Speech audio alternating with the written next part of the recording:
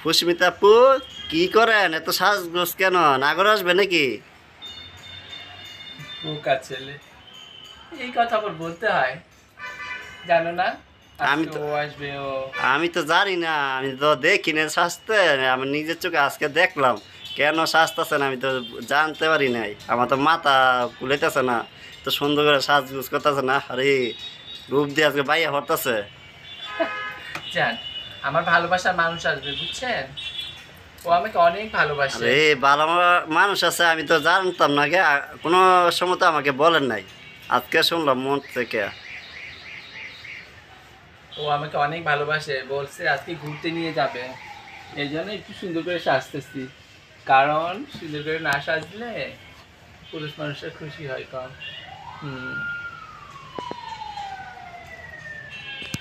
তো বেশি ভালোবাসে, আর সাজা দেখলে তো ওর মাথায় ঘুরে যায়। ও আমাকে পাগলের মতো ভালোবাসে, জানেন না? আজকে ফুচকা খাবো, চটপটি খাবো, তারপর আমাকে একটা থ্রি পিস কিনে দিবে বলছে। তারপর আরও আছে, এই যে জামার তলে যেগুলো পরি সেগুলোও কিনে দিবে। ইস, আপনি বলেন না আমাকে সুন্দর লাগছে না? আরে কি সুন্দর, কেন অসাধারণ, বিউটিফুল। আল্লাহ, কত সুন্দর করে সাজলাম, এরপর বেড়ার মন যদি না পাই।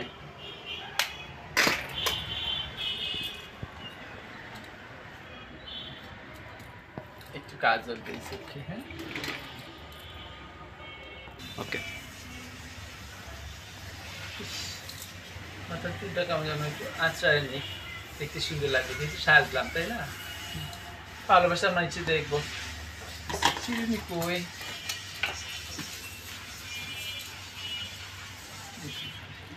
এইটার ভিতরেই রাখছি মনে হয়। এই তো পায়ে গেছি।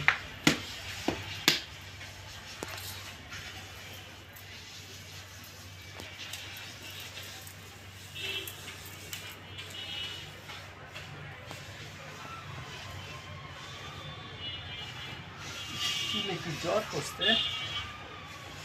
2 দিন আঁচড়ানো হয় নাই চুল, এর লেগে এই অবস্থা হয়েছে। যাক, আরো সুন্দর লাগতেছে।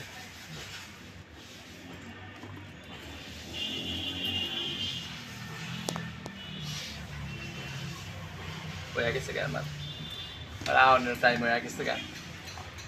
আমারও সাজা হয়ে গেছে, ওরও আসার টাইম হয়ে গেছে গা।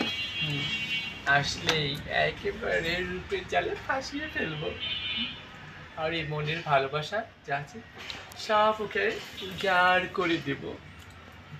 আমার ভালোবাসা অন্য কেউ পাবে না, শুধু একমাত্র আমার ভালোবাসার মানুষ। ওর যে এত ভালোবাসি, সব ভালোবাসা আমি ওর জন্য। আমার ভালোবাসা অন্য কাউরে আর আমি দেবো না। আমার মনের দরজা আমি শুধু একমাত্র ওর জন্য খোলা রাখি, অন্য কারোর জন্য খোলা রাখি না। বুঝতে পেরেছেন? আপনারা হাজার চেষ্টা করলেও কিন্তু নাগাল পাবেন না, শুধু একমাত্র ও যে আমার কি করছে তাই না। ও ভালো কথা, মনে হয় ওই আমার তাবিজ করছে। আবার মাইসে গায়ে আমার নাকি জিনে বুঝতে ধরছে। কি এর জিনে বুঝতে ধরছে? মন থেকে ভালোবাসলে এরকম উল্টা পাল্টা চিন্তা ভাবনা এই করি, তাই না কন? হ্যাঁ, আসলে আমি তো সত্যিকারে ভালোবাসি, এর লেগা।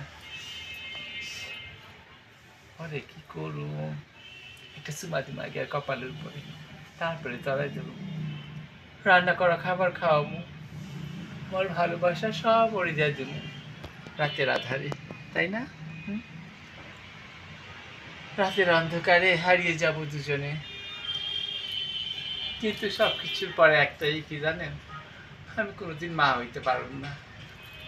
আল্লাহ তাআলা আমার সৃষ্টি করছে হিজড়া বইলা, এই ভিতরটাই যে কেমন করে কইতে পারি না। ইস, ওই উপরওয়ালার কাছে কত চাওয়া।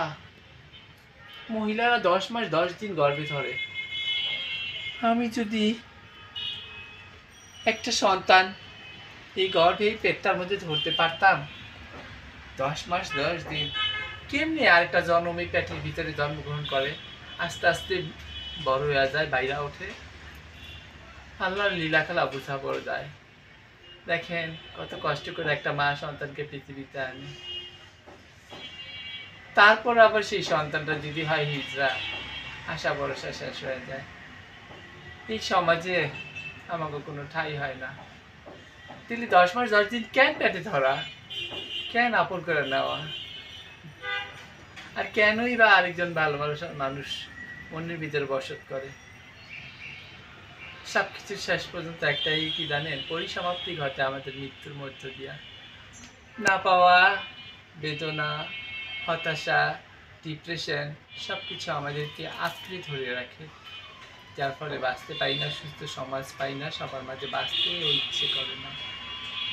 কোনো অকালে একসময় ঝরে পড়ে যায় আমাদের এই জীবন। তারপরও রং চং মেখে সুন্দর করে সেজে থাকি ভালোবাসার মানুষকে একটু সুখী করার জন্য, নিজের মনের মাঝে একটু আনন্দ দেওয়ার জন্য।